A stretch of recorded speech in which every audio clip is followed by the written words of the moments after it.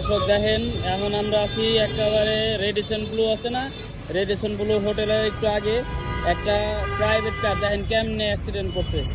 অ্যাক্সিডেন্টের চোটে একেবারে মনে করেন যে আইল্যান্ডের উপরে মনে উঠে দিছিল কাজ দিয়ে, একেবারে কি একটা অবস্থা। এক্স করে লাগানি কি অবস্থা।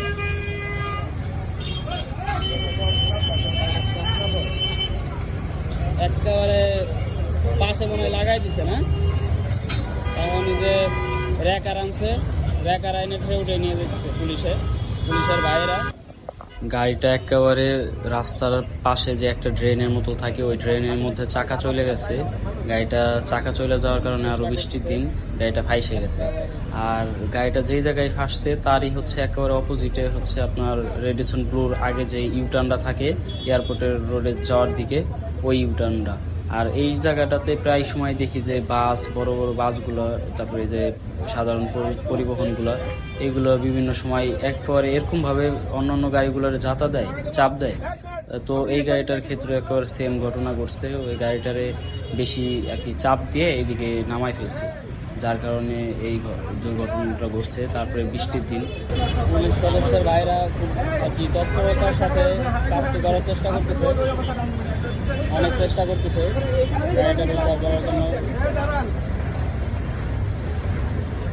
তো সবাই সাবধানে আসলে বৃষ্টির মধ্যে গাড়ি চালান, হুন্ডা চালান, আর রোডে যেভাবে চলেন না কেন চলা উচিত আমাদের সবার।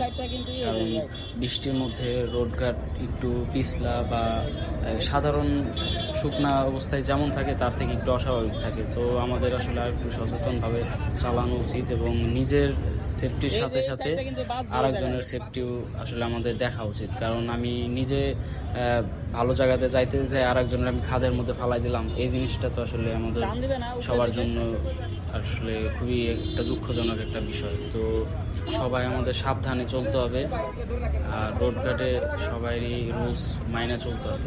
আর পুলিশের ভাইদের অনেক অনেক ধন্যবাদ, তারা আসলে এখানে খুবই পেশাদারিত্বর পরিচয় দিছে।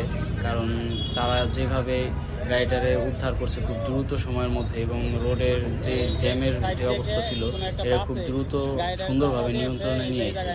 তো আসলে ওনাদের অনেক ধন্যবাদ, তারা খুব ভালোভাবে ড্রাইভার ভাইকে সাহায্য করছে। কারণ ভাই এই অবস্থাতে খুব অসহায় হয়েছিল। তাদেরকে আবারও ধন্যবাদ। এইভাবে সাধারণ জনগণের পাশে থাকলে পারে দেশের আরও যারা রোডে চলাফেরা করে তাদের আসলে স্বস্তির একটা বিষয়।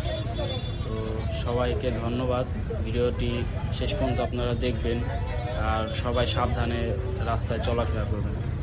গাড়ি কি আপনি চালাইতেছিলেন?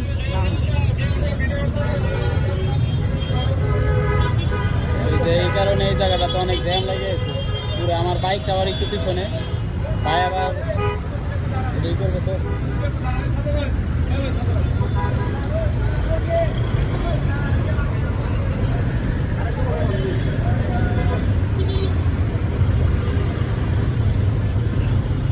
হেল্প করতে পারাইছি গাড়ি দেখে আমি গাড়ি চালাই, কিন্তু তারা হেল্প করে।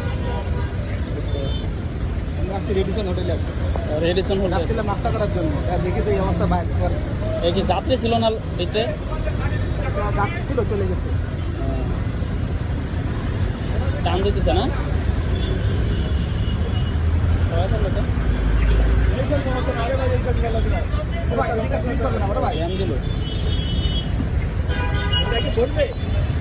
এটা চাকা বন্ধ বাজায় দেন, লাগবে না বুঝছেন। হ্যাঁ,